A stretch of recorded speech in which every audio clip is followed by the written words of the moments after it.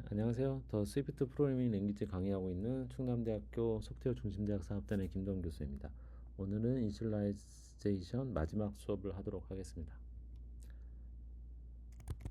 네, 이니셜라이즈 할 때 실패할 경우도 좀 생각해야 되는데요. 실패할 가능성이 있는 초기화 구문의 예외 처리는 어떻게 하는지 좀 알아보도록 할게요. 어떤 조건에 따라서 초기화가 실패될 경우 사용되는 특별한 초기화고요. 이 초기화자는 옵셔널 인스턴스를 반환합니다. 예를 들어서 이 init 함수에 이 옵셔널 기호 물음표를 붙이면 실패할 경우 nil을 할당한다는 얘기입니다. 네, 이건 이해 가능하시죠? 네, 그래서 스트럭트 구조체가 있는데요. 초기화를 할 때 이 옵셔널로 초기화를 했습니다. 옵셔널로. 그래서 id가 있고 만약 id가 empty면 실패할 경우 nil로 초기화를 반환하게 해놨습니다. 그래서 1, 2, 3 하면 이제 정상적으로 초기화가 되고요. 이렇게 empty면 nil을 반환해서 들어가게 됩니다. 실제적으로 중요한 구문이에요. 초기화가 정상적으로 안 이루어졌을 때 nil을 반환한다는 것은 중요한 내용입니다. 그렇지 않으면 에러가 나니까. 네. 스위프트에서는 숫자 타입권 변환 시에도 정확한 표현이 불가능하면 초기화 실패할 수 있습니다. init하고 exactly라는 실패 가능한 초기화자가 제공이 됩니다. 네. 안전한 타입 변환을 위해서 만들어내는 거죠. 보시면 이 init하고 exactly라는 걸 써서 whole number를 이렇게 초기화를 시켜주면 여기에 1, 2, 3, 4, 5가 들어갑니다. 이건 뒤에가 0이기 때문에 큰 문제 없이 정수로 표현이 돼요. 근데 파이 같은 경우에 정확하게 정수 변환을 하고 싶다라고 하면 요거는 정확히 정수 변환이 안 됩니다. 그래서 nil이 할당이 됩니다. 네, nil일 경우에 이렇게 하게 되는 거죠. 그 다음에 또 하나 예제를 볼 텐데요. 다음 예제에서 species라는 스트링 프로퍼티를 가진 애니멀 구조체를 정의를 했고요. 애니멀 구조체에는 하나의 파라미터를 가진 실패 초기화 구문도 적용했습니다. 이 초기화 구문은 빈 문자열이 초기화되는지 검사했고 빈 문자열을 찾으면 초기화가 실패됩니다. 반대로 프로퍼티 값은 설정되고 초기화는 성공하게 됩니다. 네, 빈 문자가 아니면 초기화 문자열에 따라서 초기화가 실패하고 성공하는 그런 예제 같아요. 애니멀 구조체를 만들었고요. 스피시스라는 프로퍼티가 하나 있습니다. 초기화자는 옵셔널 타입으로 정했어요. 그래서 스피시스가 empty면 nil을 반환하고 그렇지 않으면 설정이 되게 해놨습니다. 그래서 이렇게 하면 당연히 설정이 잘 되겠죠. 잘 됐고 네 이렇게 됩니다. 이렇게 코드를 짜는 게 좋아요. 빈 문자열로 초기화가 되면 네 이렇게 출력이 되게끔 네, 했습니다. 그다음에 이넘 케이스에서 그 페일러블 이니셜라이저 보도록 하겠습니다. 템퍼러처 유닛이라는 이넘이 있는데요. 케이스는 3개가 있습니다. 있을 때 이넘을 초기화할 때 옵셔널 타입으로 초기화했고요. 디폴트 값을 줘서 nil로 반환하겠습니다. 요런 예외 처리들 구문 코드를 눈으로 좀 보시면 좋을 것 같아요. 그렇게 되면 F일 때 초기화가 되고요. nil이 아니면 이게 나오고 X면 없죠. 요 케이스는 없으니까 nil이면 이렇게 나오고 이렇게 예외 처리를 주는 게 좋습니다. 원칙값을 가진 열거형은 자동으로 실패 가능한 초기화 프로그램이 됩니다. 그래서 캐릭터 이넘 케이스를 이제 3개를 만들었어요. 캐릭터 열거형 타입으로 로우 밸류 F로 하면 F 있잖아요. 있으니까 뭐 nil이 아니니까 출력이 되겠죠. X를 하면 없으니까 로우 밸류가 없으니까 다 자동적으로 디폴트 처리 없이도 이렇게 된다. 이게 좀 편하죠. 원시값을 갖는 열과인 경우에 자동으로 초기화를 해주니까. 그다음에 실패 가능한 초기화 init 옵셔널 타입은 실패 가능한 초기화 또는 상위 클래스의 실패 가능한 초기작에 위임할 수 있다라고 나와 있네요. 같은 타입 내의 위임. 구조체 클래스 열거형. 네. 하나의 옵셔널 타입 이닛은 다른 타입의 이닛 옵셔널 타입으로 위임할 수 있습니다. 셀프 이닛을 사용하면 됩니다. 이건 그렇게 어려운 문제가 아니에요. 네, 여기에서 보면 이닛 옵셔널 두 개가 있죠. 두 개가 있는데 실제 인티저 타입이 들어왔을 때 인티저를 스트링으로 변환해서 요걸로 초기화할 수 있게끔 네, 해놨죠. 네. 그 다음에 상속 관계에서는 슈퍼 이닛을 사용해야 됩니다. 그래서 네, 여기 옵셔널 타입 프로덕트가 하나 있고요. 그 프로덕트를 상속받은 카 타입이 있는데 카 타입 같은 경우에 이닛 옵셔널 타입에서 퀀터티가 1보다 작으면 닐로 반환하게 했고 그렇지 않을 경우에는 퀀터티 설정하고 네임 설정할 수 있도록 했습니다. 이렇게 이중으로 상속된 거 프로퍼티를 다 예외 처리를 해주면 좋죠. 네, 그러면 이름 1을 가지고 그 이상의 양을 가진 아이템의 인스턴스를 생성해 보도록 하겠습니다. 그래서 카 아이템에 이렇게 두면 두 개 다 뭐 아무 이상이 없으니까 예, 설정이 됩니다. 근데 0을 가진 걸 설정을 하게 되면요, 그 초기화 예외 처리 코드가 작동해서 네, 이렇게 닐로 반환하게 됩니다. 여기서 앞서 말한 1보다 작으면 닐을 반환하게 돼 있으니까 퀀터티는 닐을 반환하죠. 셀프 여기서 바로 닐을 반환해서 카이템이 닐로 옵니다.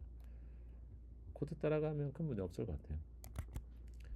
빈 네임 값을 가진 인스턴스 생성하려고 하면 빈 네임 값을 가진 인스턴스 상속받은 이닛 때문에 이것도 닐로 반환이 됩니다.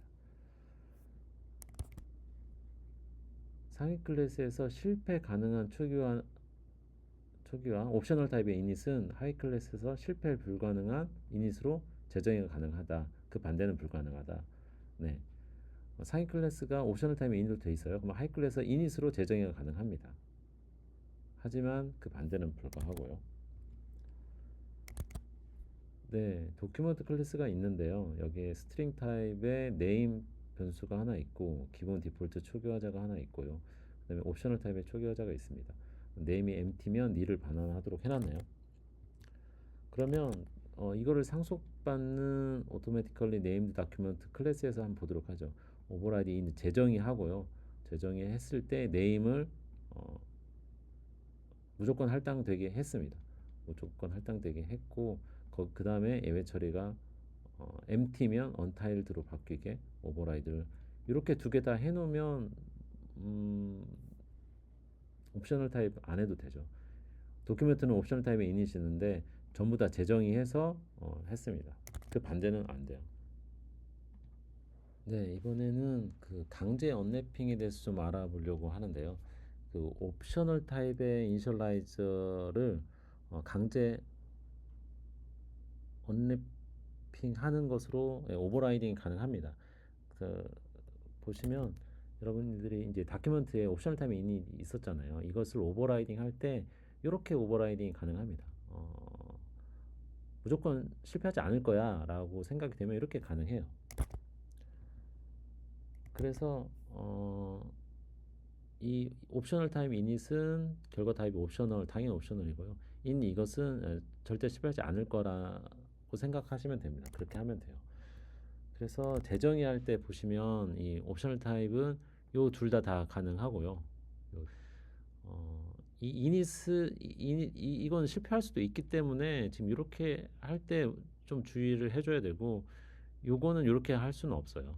그 다음에 required initialize 필수 초기화 구문에 대해서 알아보도록 하겠습니다. required 초기화자 상속 계층에서 반드시 구현해야 되는 초기화를 지정한다. 이 required 키워드는 꼭 입력해 달라는 파라미터를 꼭 넣어 달라는 것입니다. required 수식어를 사용하면 하위 클래스가 반드시 해당 초기화자를 구현해야 됩니다. 네. 요 신텍스는 이렇게 돼요. 클래스 하나 정의할 때 required 초기화를 붙이면 하위 클래스에서도 무조건 구현해야 됩니다.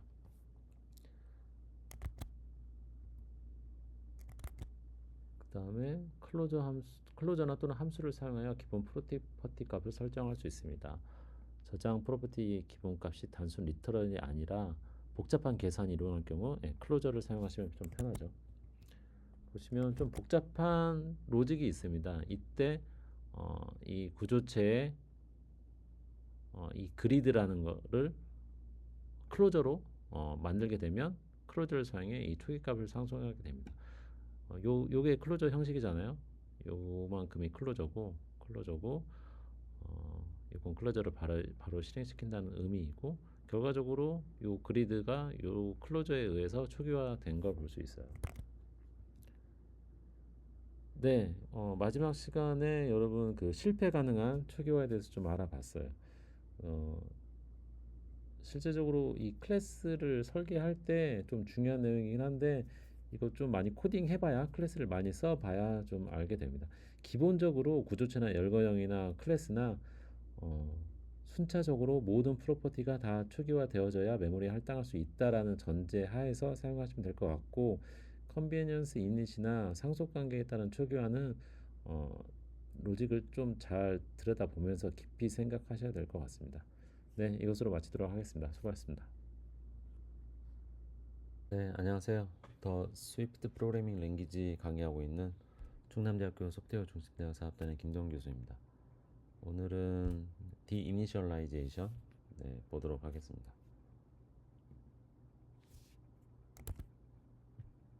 네, 이 디이니셜라이제이션은 초기화 반대되는 개념이고요. 초기화 해제입니다. 스위프트에서 클래스의 인스턴스가 메모리에서 제거되기 직전에 자동으로 실행되는 함수입니다. 이 함수는 dinit이라는 키워드로 정의해서 사용하고요. 초기화 해제는 클래스의 인스턴스 해제할 때만 사용합니다. 구조체나 열거에서는 사용하지 못하고요.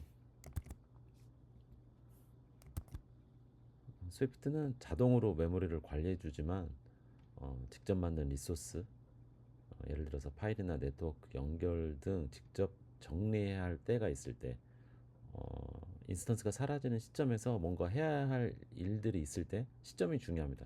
그 시점에 뭔가 해야 한다고 하면 init을 사용해서 그 시점에 인스턴스가 해제될 때 작업할 내용을 기록하면 됩니다. 예를 들어 파일을 열어 쓰는 클래스가 있다면 인스턴스가 사라지기 전에 파일을 꼭 닫아야 할 때 dinit을 사용해서 파일을 안전하게 닫을 수 있음. 보통 네, 그렇죠. 네. 보통은 이게 자동으로 호출되는 함수이기 때문에 시점이 중요합니다. 네. 일단 매개 변수도 없고 괄호도 없고 클래스당 하나만 작성할 수 있고요. 직접 호출하는 게 아니고 스위프트가 인서트 해되는 시점에 자동으로 호출해서 사용하게 됩니다. 네, 그럼 초기화 해제 동작 어떻게 일어나는지 한번 보도록 할게요. 서브 클래스에서 dinit을 만들면 부모 클래스 dinit도 자동으로 실행됩니다. 자식의 인스턴스가 사라질 때 dinit이 실행이 되고요. 그 다음에 부모까지 전파해서 실행이 됩니다. 인스턴스가 완전히 사라지기 전이기 때문에 그 중괄호 안에서 dinit 중괄호 안에서는 프로퍼티에 접근하거나 수정 가능합니다. 그러면 예제 코드 통해서 좀 알아볼 건데요. 일단 코드 전체적으로 설명한 다음에 엑스코드에서 코드 보면서 하나씩 문구를 좀 이해하도록 할게요. 이 예제는 간단한 게임을 위해서 뱅크와 플레이어라는 두 개의 타입을 정의합니다. 뱅크 클래스는 유통 중인 코인 10,000개를 넘을 수 없는 구성통화를 관리합니다. 생각하는 거죠. 10,000개의 코인이 있다고 생각하는 거고, 게임에서는 뱅크 하나만 가질 수 있도록 지금 해놨네요. 뱅크는 하나입니다. 뱅크 하나이기 때문에 뱅크 상태를 저장하고 관리하기 위해서 타입 프로퍼티와 타입 메서드로 구성을 했습니다. 그래서 이 스태틱 키워드를 넣어서 타입 프로퍼티와 타입 메소드 두 개를 만들어 놨네요. 일단 클래스 보시면 코인 10,000개 있고요. 10,000개 있고, 이 언더바는 자릿수 표현하기 위해서 이렇게 했습니다. 이렇게 해도 됩니다. 했고, 디스트리뷰트는 돈을 플레이어에게 나눠주는 건데요. 할당된 금액이 들어오면 그 금액을 이제 나눠주는데 코인에 뱅크에 있는 돈이 적으면 적은 값이 들어가게 되어 있습니다. 그래서 코인 뱅크는 차감이 되고요. 넘겨주는 만큼 그리고 넘겨준 값은 리턴 되게 해놨습니다. 그 다음에 또 플레이어가 이제 뱅크 쪽으로 돈을 줄 때 잔액은 증가하도록 해놨고요.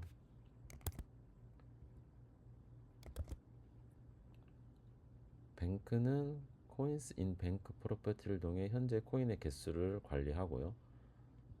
코인의 분배와 수집처를 위해 디스트리뷰트와 리시브 메소드 두 개를 만들어 놨어요.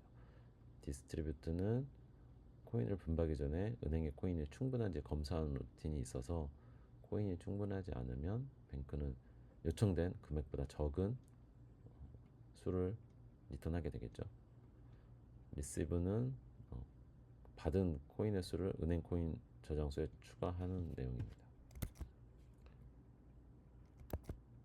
네, 플레이어 클래스 볼게요. 플레이어 클래스는 코인 인 펄스라는 지갑이 하나 있고요.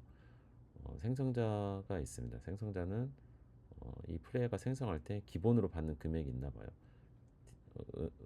정해진 플레이어를 생성할 때 정해진 금액을 뱅크부터 받습니다. 파라미터로 넘겨주면 되고요. 그 다음에 플레이어가 게임에서 이기면 또 뱅크로부터 돈을 받고요. 근데 이제 우리가 살펴볼 게 이 D 이니 키워드죠. 플레이어가 어떤 이유로 없어진다면, 삭제된다면, 플레이어가 죽는다면 이 D 이닛이 자동적으로 실행이 되고요. 그러면 플레이어가 가지고 있던 돈은 뱅크로 들어가게 됩니다. 이걸 주의 깊게 보시면 돼요.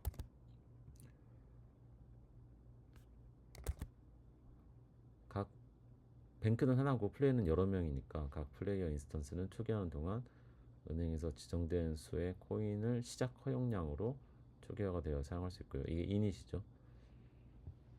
코인이 충분하지 않을 경우는 좀 적게 받는다. 뱅크에 남아있는 돈만큼만 받는다. 플레이어 클래스는 은행에서 특정 수의 코인을 가져오고 플레이어 지갑에 더하는 윈 메소드가 있고요. 플레이어 클래스는 플레이어 인스턴스가 할당 해제되기 전에 호출되는 초기화 해제 구문도 있습니다. 초기화 해제 구문은 단순하게 플레이어 모든 코인이 은행에 반환하는 내용이고요. 이렇게 구성한 다음에 실제 이제 동작을 해볼게요. 일단 플레이어 인스턴스를 만들죠. 플레이어 인스턴스를 만드는데 이 플레이어 1은 플레이어 옵셔널 타입으로 해놨습니다. 100개를 가지고 플레이어를 만드네요. 그러면 뉴 플레이어가 조인 됐고 100개의 코인을 가지고 들어왔다라고 이렇게 되고요. 강제 언랩핑으로 했네요. 여기서 실패할 일이 없을 것 같긴 해요. 하고 그리고 코인의 뱅크에 남아있는 코인의 잔액도 추적을 하고 있습니다. 그래서 새로운 플레이어 인스턴스는 100개 코인을 요청했고요. 플레이어 인스턴스 1이라는 옵셔널 플레이어가 변수에 저장이 됐고 플레이어가 게임을 떠날 수 있기 때문에 인스턴스가 삭제될 수 있기 때문에 말은 인스턴스가 닐로 될 수 있기 때문에 옵셔널 변수가 사용이 됐고요. 이 옵셔널은 현재 게임에서 플레이어인지 확인합니다. 플레이 1이 옵셔널이기 때문에 기본 코인수 출력하기 위해서 코인버스 프로필에 접근할 때 강제 언랩핑을 해서 돈을 꺼내오죠. 이겼을 때 2,000개의 코인을 더 받습니다. 그 뱅크에 남아있는 수도 추적을 하고요. 근데 이제 어떤 이유에서 플레이어가 이제 삭제될 때, 인스턴스가 사라질 때 요 닐을 넣어주면 이제 참조가 끊어지게 되거든요. 그렇게 되면 D 이닛이 자동적으로 실행이 되고 그러면 뱅크 쪽으로 남아있는 돈이 다 흘러가게 됩니다. 그래서 다 채워진 걸 볼 수 있죠. 닐을 넣어준다는 게 플레이어가 지금 게임을 떠난다는 거고 인스턴스가 삭제된다는 거고 닐로 설정을 하고 참조가 끊어지고 이때 바로 D 이닛이 실행돼서 메모리 할당 해제가 이루어지고 이때 코인에 돈이 반환됩니다. 제가 이제 적어서 왔는데요. 말씀해 주신 코드 내용을 쭉 했는데 여기에 요 키워드가 없으면 에러가 납니다. 이게 그 타입 프로퍼티로 정의했기 때문에 컨커런시 에러가 좀 발생해서 여러분은 요거를 넣어주면은 네, 이게 그 동시 접근을 막아주는 키워드라고 생각하시면 돼요. 동시 접근이 불필요하다라는 걸 알려주는 키워드고요. 그래서 코인에 100만 개 코인을 넣어놓고 디스트리뷰트 하고 리시브를 했습니다.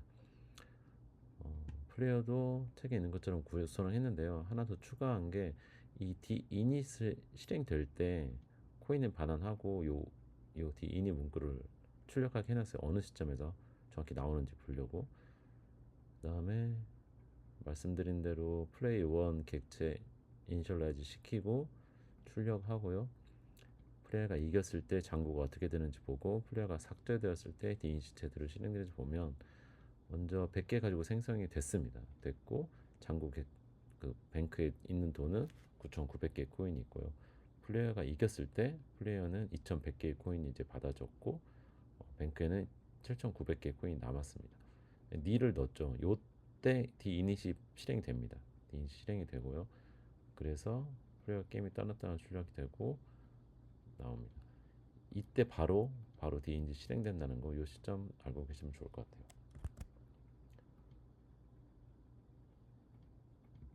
네, 오늘은 좀 짧게 디이니셜라이제이션 좀 알아봤는데요.